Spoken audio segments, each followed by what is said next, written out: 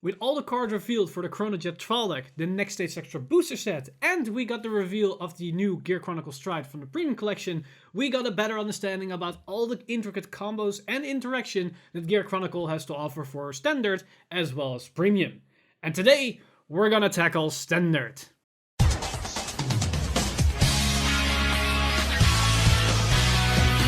Stand up! Vanguard!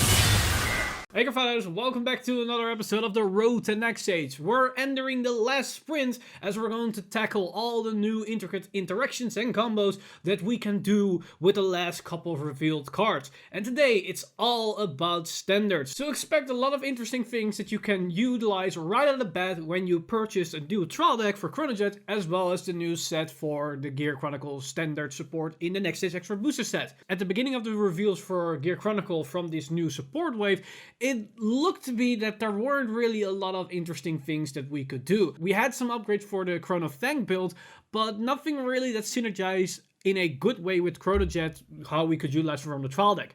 But as more and more cards were revealed and we started to go into the last couple of cards, then things changed in a quite a big way. And we're gonna kick off these combos with, of course, the big one, the Chronojet Grade 3. We all know what it can do. It's a solid Lost Legend superior rider, and it also is a guard restrict attacker that can be utilized on the Vanguard circle and on the rearguard circle. And it has the same ability as Waterfall. Only the difference is Chronojet Dragon is a waterfall that can be utilized on turn 3. You don't have to set this thing up, you can just use it the moment you ride into it. And it also works on a rearguard circle, so it's similar to Danger Lunge, but unlike Danger Lunge, it doesn't need any setup. So it's a much faster waterfall type skill that can be utilized way more efficiently. And it is also very generic, so it means you can splash it in any build. We can utilize it in Chrono Fang, we can utilize it in Mystery Flare, and we can utilize it in any other budget build if we want to attain such a powerful skill. The only difference is that Chronojet Dragon doesn't attain the crit. But we don't mind to trade in that crit for the wide application of it and the fastness of the card.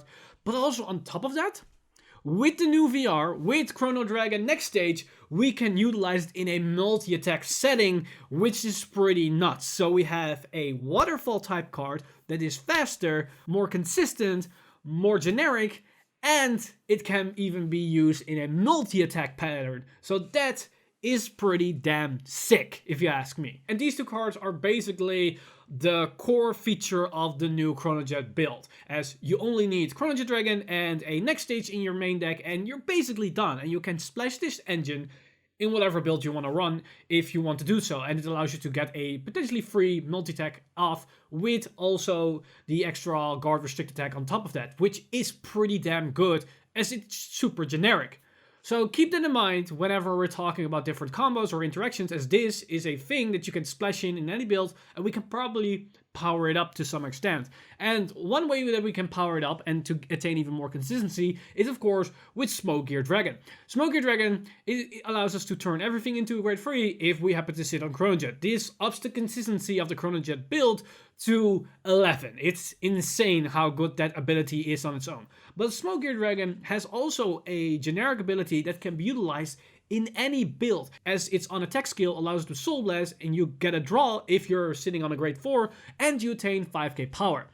That makes it a very solid beater in the early game, as you can always attain the 5k power, but the fact that you can draw of a Soul Blast is pretty damn good. And that cost allows it to synergize on a next level with Chrono Fang, as Chrono Fang wants cards that allow them to draw back on attack, and ideally not for a counter blast, as they can then throw everything face down and still do their thing. So Smoke Gear works perfectly in that setting. But Smoke Gear has another edge over all the other cards that allow to draw on attack, is the fact that it's a 10k that can gain 5k. Meaning it's a 15k beater on the rearguard circle, which allows it to hit over magic numbers, which is much better than something like a Steam Tamer Naboo, which only hit for 10k, where it's pretty awkward if you want to go for Force 2 and you cannot create good numbers. It's sure, it's a 20k with Chrono Fang, but if your opponent gets a defensive trigger, that attack doesn't do anything. With Smoke Gear, you can at least hit over 1 defensive trigger, and if you hit an 8k booster, you can hit over 2 defensive triggers.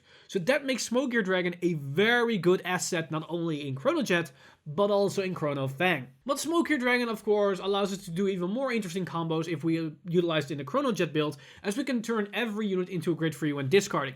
And one card that synergizes really well with that, where we can combo it off a bit, is of course with his old 8k buddy Mazer Gear Dragon, as Mazer Gear Dragon on discard can Soul Blast 1 retire something. If we combine these two cards together, we can basically Soul Blast 1, destroy anything in our opponent's field, and on attack Soul Blast another card to draw a card and gain some power.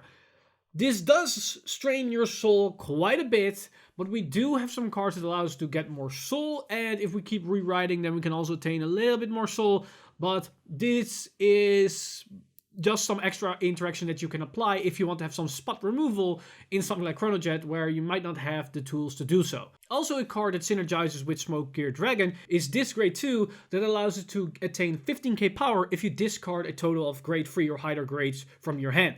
On its own, she's not really that great. She could be utilized potentially in something like Chrono Fang, but you probably are gonna minus way more than you rather want to do. But it could be useful in a final turn setting. But in Chronojet, you can always discard 1 card in combination with Smoke Gear Dragon, and she will always be a 25k beater, which is a solid beater on the rearguard circle, and boosted by an 8k is 33 without any force markers or any crit power, which is pretty damn good, especially if we already have a Nextage that attacks into a strong Chronojet, and potentially another very powerful column with Smoke Gear on the side. So this could be a very good beatdown profile for Chronojet if you want to go the full Chronojet route. But another card that Smoke Gear Dragon will interact quite nicely with is, of course, with Memonet. As Memonet allows us to, every time we write a Vanguard, once per turn, discard a card, and if we discarded a grade 3, we can give 3 units plus 5k power. So if we combine it with the Nextage column, then the moment that we write from Nextage back to Chronojet, we can activate the Memonet and discard a card, and no matter what we discard, if we have a Smoke Gear Dragon on the field, that will be counted as a grade 3, meaning we can activate Memonet and give 3 units 5k power. We power up the Chronojet Vanguard with an additional 5k, we power up the booster of the Chronojet with 5k, and then we can power up something else with another 5k. And if we have another Memonet on the field, we can do it again. And if we have 3 Memonets on the field, we can do it another time, which allows us to increase the column with 10k every single time we activate a Memonet, which is very deadly if you think about the fact that Chronojet Dragon will come in with a Sentinel Restrict. And also on top of that, already inherently will get an additional 20k power thanks to its own skill and Nextage himself. So that can be insane, as you can achieve some insane high numbers. But there's one way how we can improve this combo with even more insanity, as we can look back at an old card and retrieve Steam Skara Kalain. As Steam Skara Kalain forces our opponent to only be able to guard with a maximum of 3 cards, and they cannot intercept. Meaning, if you go with the Memonet route with Chronojet and Nextage and Smoke Gear, you can potentially power up your center column to such a high number that even if your opponent guards with 3 of their highest guard cards, they cannot guard against it, which forces them to eat the attack. And you can do this potentially without force markers, without the power of the force markers.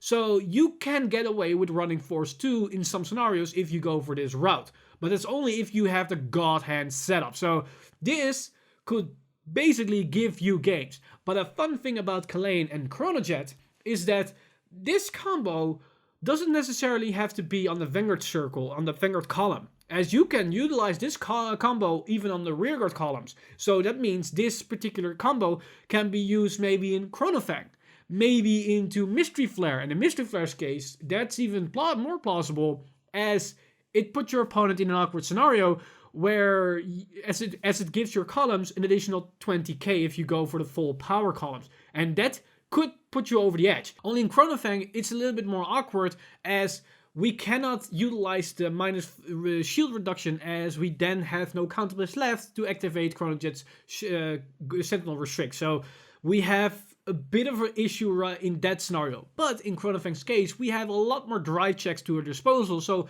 if we're lucky, we can get enough power on top of Chronojet to still be able to make it an unguardable attack. So these are the main combos where we utilize Chronojet Dragon to its full capacity with its guard restrict attack in any type of archetype. And this is the reason why I think Chronojet Dragon is a monster of a card, as it is so generic and can be utilized in so many different ways. And this is only standard. We still have premium to talk about.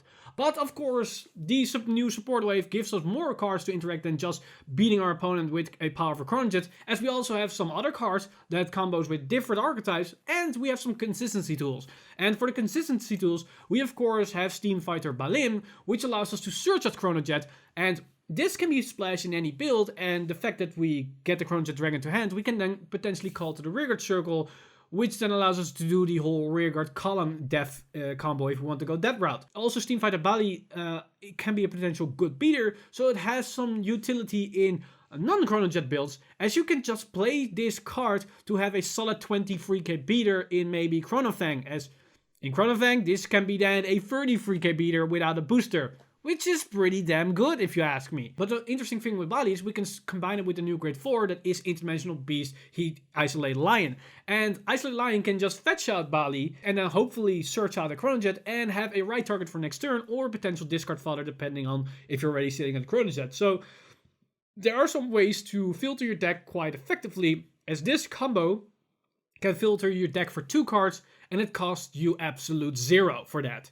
No counterblast, no soul blast, you just trade in a rearguard, which isn't a bad trade, especially if that rearguard has fulfilled its purpose. So I think these consistency boosts can be interesting for budget players or have a solid first turn play if your opponent isn't sitting on grade 3 where you cannot go into next stage. So this gives you even more room to experiment how you want to utilize your standard deck for Chronojet or for Gear Chronicle in general. So pretty interesting. But another thing about Isolate Lion is it can also be utilized in the Bind deck, as this card can just directly search out Renovate Wing and then utilize the whole Bind thing and then set up for next turn if you want to go into a double turn Mystery Flare. So overall, Isolate Lion is a nice addition for the generic support for Gear Chronicle, as it helps us to do something on the first grade 4 turn and also do some on a consistency basis, as sometimes some builds might lack a bit of consistency as we're playing with grade 4s and grade 3s in our main deck. And now it's time to talk about the Holy Trinity that is Steam Maiden Melem,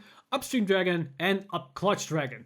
These cards are in some regards heavily debated if they're trash, okay, or insane. And currently in standard, they are okay to some extent. They're not completely bad, as it allows you to do some interesting multi-deck potential, or at least filter your deck, search out cards, fill the field, flood the board, and all that kind of stuff, as it is a nice engine, but we cannot fully utilize it to full capacity, as we cannot do effective multi-attacking with it in as a generic sense as we had with the Time Leap engine from Melem and Upstream. But nonetheless, it allows Gear Chronicle to have a interesting early game where you can search out your other cards onto the field, so you can, in some regards, always have free attacks, or at least filter your deck and call extra cards in the early game so you can fill out your board for the next turn. But the fact that they need each other makes it a little bit awkward if you want to go for the multi-attacking route, as you need to have multiple copies onto the board if you want to call on top of each other, as the timing of retiring cards and then checking if you have all 3 on the board is a little bit awkward. So you cannot really utilize it to the full capacity as most Gear Chronicle players like them to do. But these cards aren't left to their own devices, as we got Steam Blader Doodoo that allows us to at least get some value out of the multi-attack, as it allows you to set up good enough numbers to even beat over defensive triggers. As if we go over the multi-attack route with these cards, you're attacking for 8k, 10k, and 13k, depending on what number you're hitting. And if you combine it with the force marker, that's 18, 20, and 23. 2 of those 3 numbers aren't hitting over defensive trigger. So we're lacking a bit power. With Doodoo, we can up the power with an additional 5k if we call her to the back row, to the circle where we kind of call an extra unit, making it possible to hit 23, 25, 28, which are a lot better numbers to do. But for now, this is basically it for the standard version of Melem, but hopefully we get a bit more support in the future, as we're missing some pieces of the original Elite Four. Now for the last couple of interactions, we go back to Chrono Fang, as we got some interesting support for Chrono Fang as well. And Chrono Fang's main thing is all about reducing your hand to a lower hand size, throwing your counterblast face down, retiring your opponent's field, and do all that kinds of stuff. But Chrono Fang lacks the ability to actively retire your opponent's back row to make it really annoying for them, and also hit high enough numbers to make it annoying for your opponent to guard everything. Also, the biggest problem of Chrono Fang is that your opponent can just perfect guard your attacks as if it's nothing, as sure, you're reducing their shield power, but you're not blocking out sentinels. But that is where this Grade 3 comes into play, as Glaring Gear Bear allows us to get some value out of the fact that our opponent is perfect guarding our Vanguard and our rearguards, as every time they do that, it gets an additional 5k power, and you get to retire one of your opponent's rearguards. So for free, you get to retire one of their units in the back row, and you're starting to power up your rearguard column. And in this case, this card is quite useful, as it's never your Vanguard unit. It's always going to be on your rearguard column, as you're going to go into Chrono Fang and then a Rebellion. And you're swinging with a couple of crits, a couple of extra drive checks, and a lot of power, meaning your opponent is always going to PG your Vanguard if they have a PG. But now you get value out of the fact that they're going to PG. And potentially, if your rearguards are high enough, they're going to PG your rearguards as well, if they cannot afford to guard with an excessive amount of cards with the whole shield reduction on top of that. So you can actually get some value out of this card in the Chrono Fang build. So this could be a nice tech card for at a 1 or 2 of in the Chrono Fang build if you want to go that route. But another card that is interesting for Chrono Fang is the Stroboscope Dragon, the Grade 2 of the Chronojet trial deck, as that card allows us to trade in a card from hand for a retire on our opponent. So yet again, we can potentially destroy their back row. And because we discard a card, it synergizes with our discard cards as well. Also, a nice thing about this skill is that it draws you a card back for a Soul Blast, meaning you can cycle your cards to have a better shield value, and it doesn't conflict with the Counterblast thing for Chrono Fang and Rebellion. But it doesn't plus you, so keep that in mind. But the upside to it is if you attack with your Vanguard and your drive checks were pretty bad, you drive checked a lot of Grade 3s and Grade 4s, you can then use Stroboscope Dragon to discard those Grade 4s and hopefully draw into a trigger or at least a higher shield value card, so you have better guard options in the following turn. So this card will not plus you outright, but it will destroy a card from your opponent's field. It synergizes with your discard cards, and it can potentially fix your hand if you're lacking amount of shield value. So there are some nice options to this card, and if you want to go for a more field destruction route with Chrono Fang, then this is a nice addition for that build as well. But that's basically the main core of the new interactions for Standard that we got from this new support wave, where it was mainly focused around Chronojet. Chronojet Dragon is a very interesting and powerful card on its own, as it is such a generic card with a solid win condition. The fact that it attains the Sentinel Restrict in a Force clan that allows to stack up Force markers quite rapidly, allows them to power up the column, and they have a card like Steam Skara Kalane, is a recipe for disaster if you're your opponent. For us, it's a magical holy dish. But that's basically everything for me today. Let me know in the comments down below what you think of these interactions, these combos. Are you excited about these cards being released very, very soon? Let me know in the comments down below all your thoughts and opinions, as we're diving into the next big thing, as Premium is just on the horizon. As always, this video has been brought to you by our lovely patrons over at patreon.com/VanguardInsider. You guys are amazing. If you want to support the channel or everything that's happening on the channel, then head over to patreon.com/VanguardInsider and become a Patreon today. But with that said, I'm Mr. Time Leap, and I see you guys in the next one!